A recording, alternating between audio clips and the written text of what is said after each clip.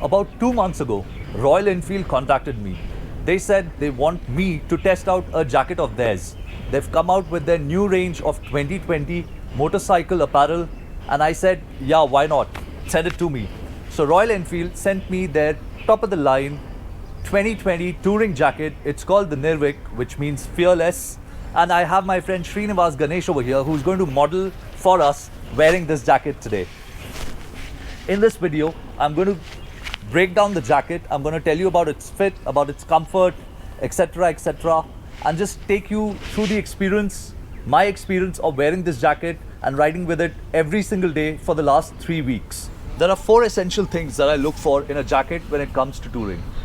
First, crash protection. What kind of crash protection the motorcycle jacket gives me in case I am in a remote part of the country and I have a fall. I want to be as safe and secure in that situation as possible. Second, protection from the elements. A touring jacket should be able to provide to protect you from rain. It should be able to protect you from extreme cold. It should also be able to protect you when you're out in the sun, it's hot, and it should have enough ventilation to get you through the day. The other thing that I look for in a touring jacket is comfort. If I'm going to be putting in a 10-hour day, I want that jacket to be extremely comfortable. That is the last thing that should be on my mind, that I'm wearing a jacket right now and it's bogging me down. And this is the fourth aspect. I want my touring jacket to have a lot of cargo space so that I can carry stuff along with me when I'm on the go. I shouldn't have to reach out into my bag. I should just be able to take out things from my pockets. This jacket, the material that has been used is 500D nylon. Now, all the previous jackets that Royal Enfield has made, and I own one of them, which is the Royal Enfield Khardungla. I've worn it for 2 years without any complaints. That jacket is made primarily out of polyester 600D. Now, polyester 600D is a very abrasion resistant material, but nylon 500D is even better. I did a bit of research, I read up on it, and I'm going to put a link to an article below which sort of explains all the details about that. So the construction of this jacket, this portion that you see over here, all the front, the entire back, everything, this is made out of nylon 500D. So all the contact points of this jacket, they are made out of polyester 600D, 610D, which is highly abrasion resistant. So there's 600D, 610D polyester over here on the elbow, and then you also have accordion stretch panels over here. So when you are on a motorcycle and you're moving your arms, this is extremely comfortable. Srinivas, if you're on a motorcycle and you've assumed this position, how does it feel? Feels comfortable, and even if I want to stretch, reach out to my pockets and all, it doesn't really come in my way. The movement is smooth. Let's take a look over here, guys. Now, this jacket on the inside, this is a D3O level 1 armor. I'm going to in fact take it out.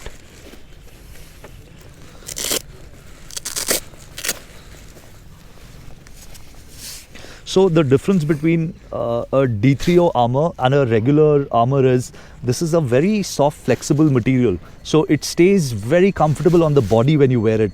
You don't, it does not bother you because it's not hard plastic. However, when there's impact, when this hits the ground, in a crash, the material is such that it sort of hardens up and it protects you from the impact. So it's comfortable, and yet it's light, it's comfortable, and yet it protects you in case there's a crash. So this is there. Now, if we look at the shoulder pads,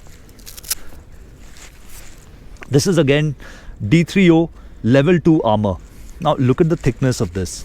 So when you go down, again, so it's very soft, squishy, but on impact it hardens up. So D3O, it's the best in the world. So level 2, I mean, I don't really know the exact cost. So this is the D3O level 1 Viper. I think I don't really know the model name of this, but just the cost of this armor would be, I mean, it's a lot. It runs into many thousands of rupees. Similarly, if we go to the elbow, now I'm not going to take this elbow pad out, but this is D3O level 2 as well.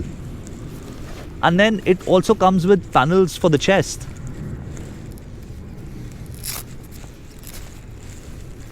This is Nox level 1. Sorry, this is Nox, not Nox, but it's level 2. Again, this is not D3O, but it's still very soft, and with the same idea that, you know, on impact it hardens up. Protection wise, I really don't think anything comes close to this jacket in this kind of money. It also comes with a zipper attachment to your riding pants, you know, so that in case if you go down in a crash, your jacket won't really rise up and, you know, your back would not be exposed. So this is a good thing. Again, it's standard feature in most jackets, but the fact that it's there is appreciable. Now let's talk about the protection from elements. This jacket is a 4 seasons jacket. In India, the summers get really hot, so I wouldn't recommend you wearing a touring jacket when it's absolute hot, you know, scorching 45 degrees and you're somewhere in Rajasthan. No, this is not the jacket for that. You need a mesh jacket. But let's just say if you're caught in hot weather, what do you do? This motorcycle jacket, it comes with, check this out guys. At the front, it comes with these pockets which, you know, they fold down and they have a lot of, they've got a huge mesh panel underneath. It is also here for this pocket, and the best part, you don't have to snap anything on. It is held by magnets, and when you're wearing heavy gloves, trust me, sometimes it's a huge, you just fiddle with the snap-on buttons, and because of the gloves you can't. So magnets are really appreciable. So a lot of air, if you're riding in hot climate, a lot of air will go in through these panels. And Shri, if you could turn back please. At the rear we've got this huge panel, again, you know, held on by magnets just like that, and all the hot air is going to channel through the jacket and it's going to come out from here. On my other jacket I just have 2 zipper vents. The entire panel does not come off, so that has been adequate. I just rode this, I rode the Royal Enfield Meteor on the trail yesterday. I was coming out of the trail, it was very hot, and I took the liner off because it was cold in the morning, so I had the liner on. By the afternoon I'd taken the liner off and I was riding like this, and I did not feel any discomfort on the trail. Okay Shri, if you could turn around. This jacket along with that also comes with a winter fleece. In fact, I'm wearing that right now. A good thing about this winter fleece is you can wear it as a separate jacket.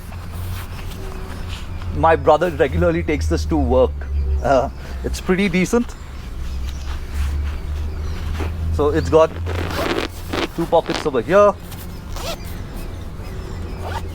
and it's got 1 pocket over here. It has a very discreet Royal Enfield logo up front, and I think, yeah, that's about it. So really you can go to work in this jacket if you want to. Along with this, it also comes with a rain liner. A good thing about this rain liner is, apart from the fact that, you know, they say it's water resistant up to 8000 mm. I'm not sure how good or bad that is, but I'll tell you this. I have a Royal Enfield jacket, the Khardungla, that I've used for 2 years. I was riding back from Chitkul, which is the last Indian village before the China border, back to Delhi. I was caught in rain for a good 10 hours. I was not wet. I was not wet. That jacket, it did not let me get wet at all for 10 straight hours. Okay, so a good thing about this jacket is you can either wear it inside or you can even wear it outside. Shri, if you could. Okay, so this is how the jacket is. Now, if you could turn around, it also comes with Royal Enfield, logo over here, which is reflective. You need to have reflection of the motorcycle as much as possible. You've got reflective strips over here as well. And then I'll also tell you something, guys. Now, this is from experience. When you're wearing a jacket which has a rain liner inside, what happens is a lot of water, it will just sit onto your jacket and the jacket starts feeling very heavy. When the rain is stopped and you're just riding, the jacket will feel very heavy if the rain liner is on the inside of the jacket. If the rain liner is on the outside of the jacket, when the rain stops, you take it out because your jacket is not wet. Fold it up. If you turn back.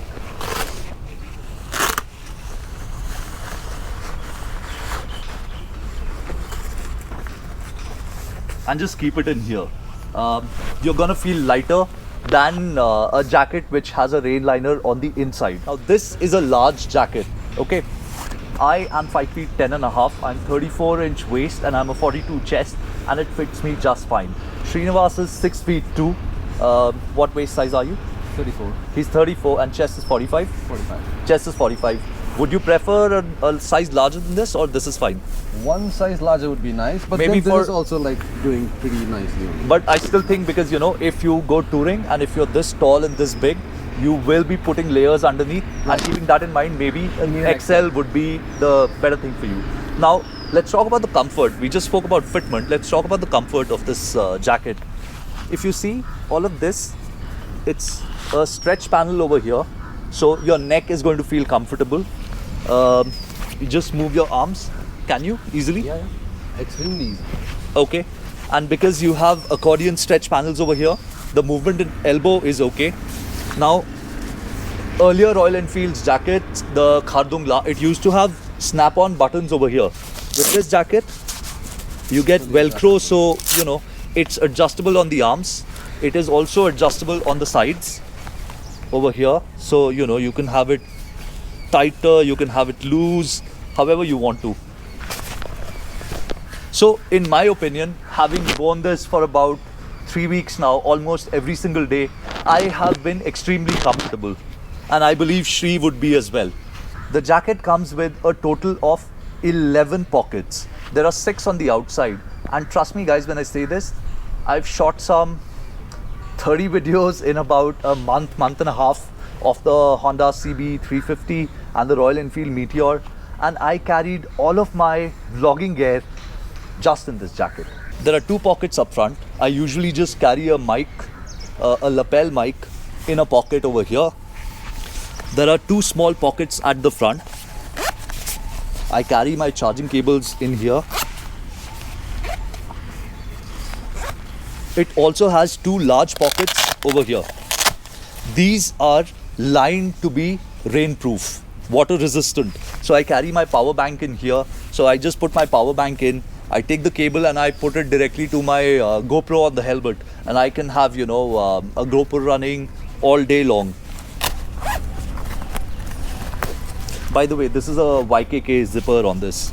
So there is a pocket for your phone over here, and then there is another pocket over here. So that makes it 11 pockets in this jacket, right? Now, if he's riding in the summer, let's say, if it's the winter, it's definitely going to be closed. If he's riding in the summer or slightly hotter climate, all he has to do is, and remember guys, we are wearing riding gloves at all times. He takes this off, and you know, he just takes this flap, puts it back, and with a magnet, it just sticks on. Now, if you have a snap-on button over there, it is a little clumsy to operate, and it just sometimes, you know, it gets a little on the move.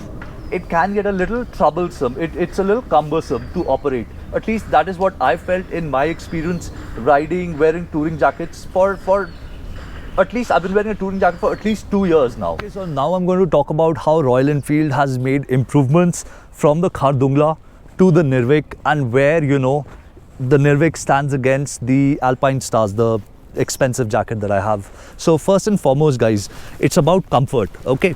On this jacket, when you're riding and you know it feels slightly hot, what you'll have to do is you'll take off, you'll unzip it from here, again YKK zipper, you'll pull off this snap-on button, and then you try and snap it in place. Now I'm having difficulty snapping it in place even when the jacket is on the ground. Both my hands, they're not gloved, and then, you know, through this mesh panel air goes in. This jacket does not, this is its liner. This jacket does not come with armor inserts on the chest. It comes with armor here. Again, I don't remember, but I think this is CE level 2. This is again either level 1 or level 2, but it's not D3O. Remember that guys. Now on the arms here, it comes with these snap-on buttons to, you know, either have a tight fit or a slightly relaxed fit. Now, and again, these jackets, it has these pockets. They have rain light. They are waterproof. but you only have 4 pockets on the outside. And here, if you move this back, you have to hook it. Okay, it's not a magnet, so with gloves on it can be slightly tricky to operate. And then it has a lovely thermal liner, but it cannot be worn as a separate jacket. It also comes with a rain liner. Now let's move on to the other jacket, the Nirvik over here. In comparison, I'll tell you where Royal Enfield has made strides. They have given you additional 2 pockets over here. Along with that, these are operated by Velcro, so you know there is more range to adjust the arms. This is what I really like. The fact that, you know, you put this down and with a magnet, it just snaps on. So it is easier to operate while wearing gloves. And again, magnet over here. Yeah, so it just snaps back. And again, this is a very comfortable, you know, fabric. It's stretchable, so it won't hit your Adam's apple and cause any discomfort. So these are the, and then the armor. Armor here at the back, D3O, C level 2. It's just a different ball game. This is polyester 600D.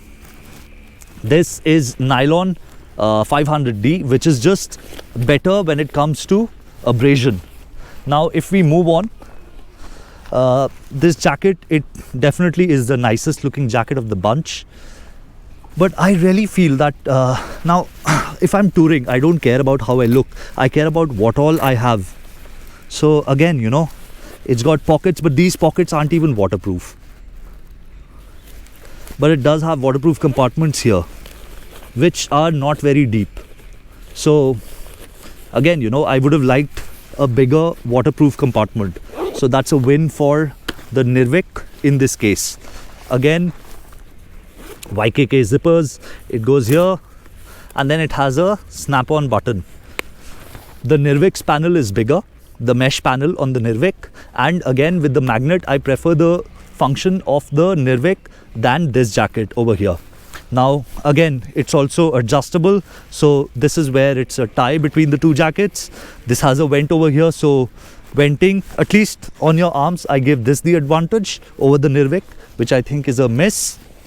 And then again, it's a pretty standard touring jacket. Foam pad, guys. This is just a foam pad. You need to buy Alpinestars Nucleon pad for about 5,000 rupees. I mean, after paying so much money for this jacket, there is a foam pad over here as well.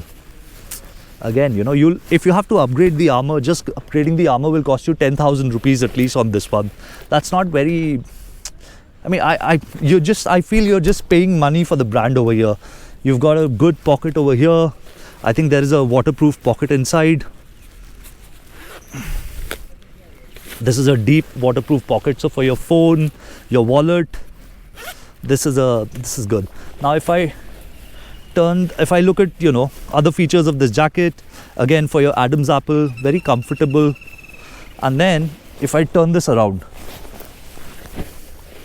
you have your big pocket over here to keep your liners, and the vents, look at the vents. This is a panel and one over here as well. So air is going to redirect out when it goes in from the mesh panels at the front. It's going to come out from here. Compared to, you know, now you tell me which is better. Such a big panel or these little 2 vents. Now again, I've not had a problem with these 2 vents, but I still feel in peak summer, or at least in a hot climate, this jacket is going to do me much better. But there is one flaw, and this is something that I was able to you know, figure out. If you take a look over here, this panel, okay, do you see this mesh insert over here?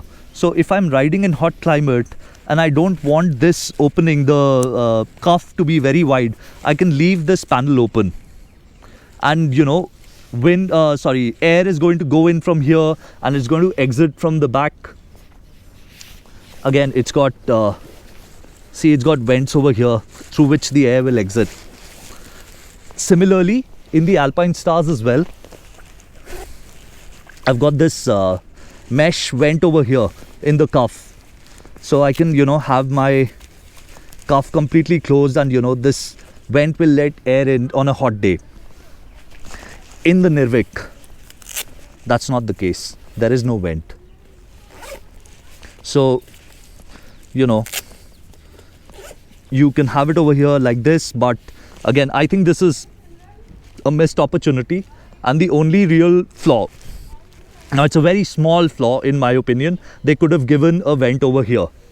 Now, when I asked Royal Enfield this, that why is it that they did not give a vent, their team told me that, you know, because of the big panels over here and the one at the back, they did not feel the need that you would, you know, need a panel over here. If I can get this for 15,000 rupees, I don't really need to pay a lot more for an Alpine Stars.